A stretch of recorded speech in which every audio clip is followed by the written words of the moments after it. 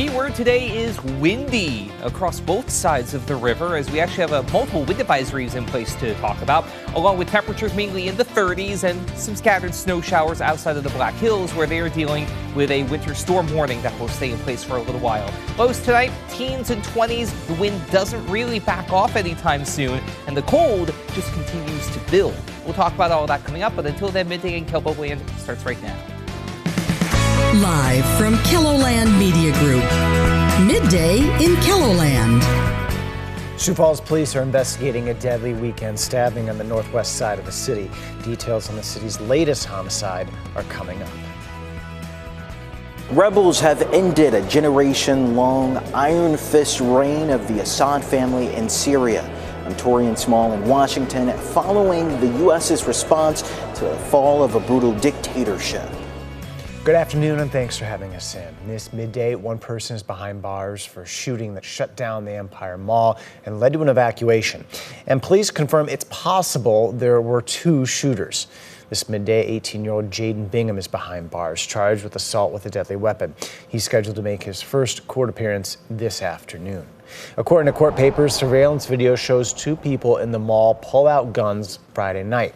Police say one of those people is Bingham, but they're still trying to identify the second person who allegedly had a gun, along with a third person who was with them. At this point, investigators believe the shooting stemmed from a situation involving two groups of people. No one was hurt.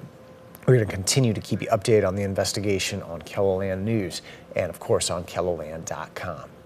In addition to the mall shooting, Sioux Falls police are also investigating the city's 15th homicide of 2024.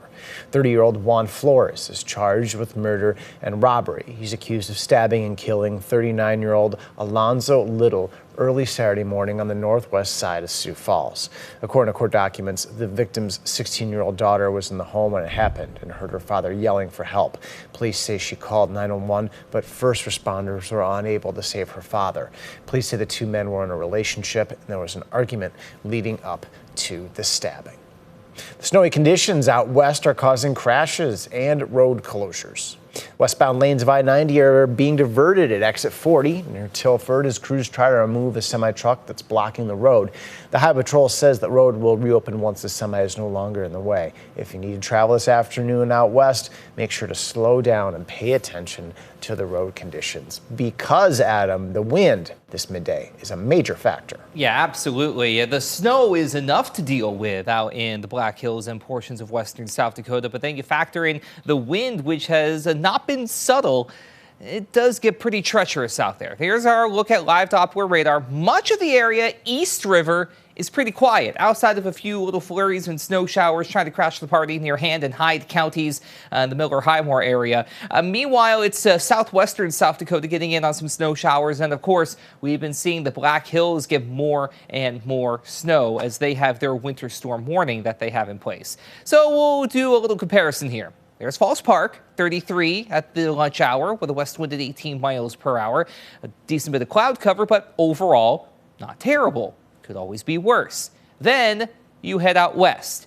There's Deadwood with everything covered in a big heap of snow and people getting by very, very slowly on those main roads. You will, again, want to please be careful if you absolutely must head out in the central and northern hills. For what it's worth, it's 28 in Spearfish, 32 for Rapid City, right at the freezing mark, 31 in Phillip as well as Mobridge, 30 Huron, Mitchell, and Brookings, 37 for Yankton. The warm spot, if you want to call it that, is Spencer over in northwestern Iowa. They are sitting at 42. But there is your wind. These are sustained winds you're seeing right here, anywhere from 20 to 30 miles per hour in many locations.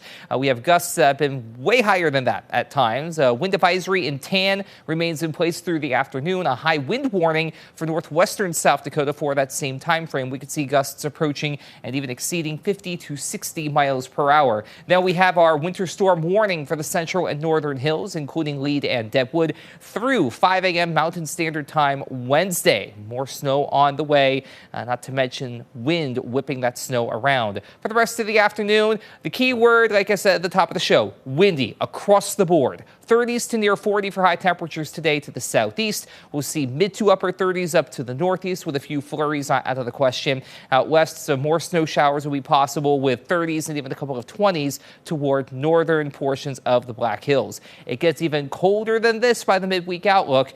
We'll talk about that coming up. Thank you, Adam. A cowgirl from Florence, South Dakota has made the national stage.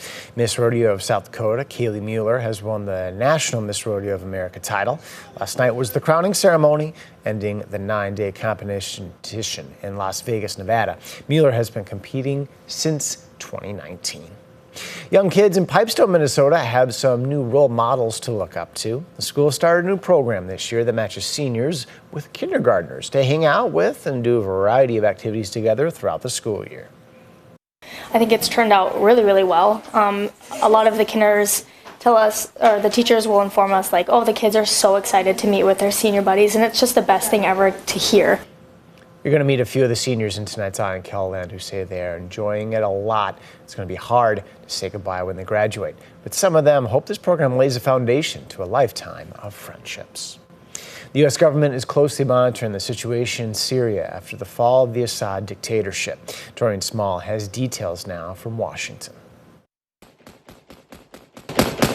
Syrians fired guns in celebration of the fall of the Syrian government this weekend. The dictator Bashar al-Assad fled to Russia with his family. Anything is better than a regime that has brutalized and massacred its people over 50 years. Citizens tore down symbols of Assad, and hundreds of prisoners detained by his regime have been set free.